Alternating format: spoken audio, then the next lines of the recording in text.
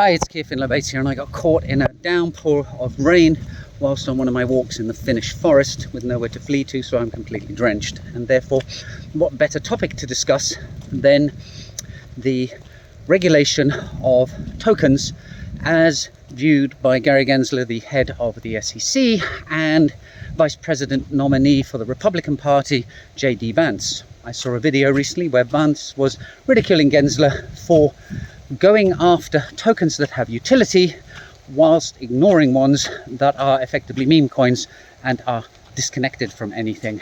And if you come through the cryptocurrency and crypto token world, you may well agree with Vance, but what you're forgetting is what Gensler's perspective is legally required to be, which is he's the head of the Securities and Exchange Commission, and the Securities and Exchange Commission is supposed to regulate securities.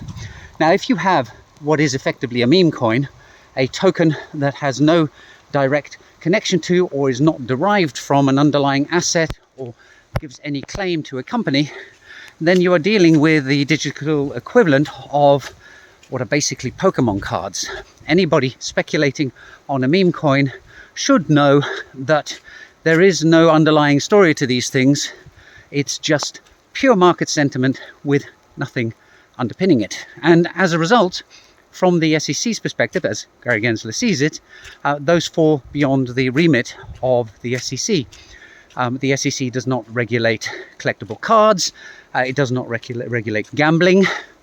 It regulates securities.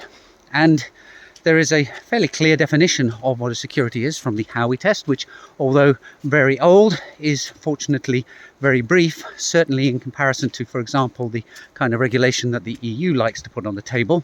We're looking at about 4 sentences instead of 100,000 words. And that does state that there's meant to be an enterprise that is aiming to produce a profit. And so if you have a meme coin, well, there is no enterprise. There is no profit that could be withdrawn and paid to people who are holding the coin. The only way that your meme coin is going to make you a profit is if the market price goes up and you sell it at a profit that way to somebody else who is hoping that market sentiment will continue to drive it up. So it does become a bit of a kind of game of chicken and a form of gambling. And so, although I'm not a huge fan of Gary Gensler in the way that he has tried to regulate the cryptocurrency industry through prosecution rather than through guidance, I have to say that this is one of those rare occasions where I would side with him rather than with Vance. Of course, there is always a third way to anything when you have two opposing views, which is, what if we threw out the rule book and actually sat down and studied what these new things are, worked out what we want to see and encourage and what we want to discourage, and then regulate accordingly.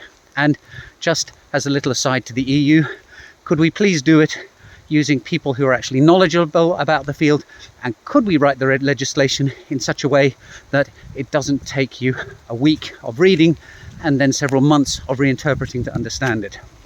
Anyway, that's today's video, a very wet video. Hopefully next time I'll be a bit drier. That's it for now. See you in the next one soon. Bye.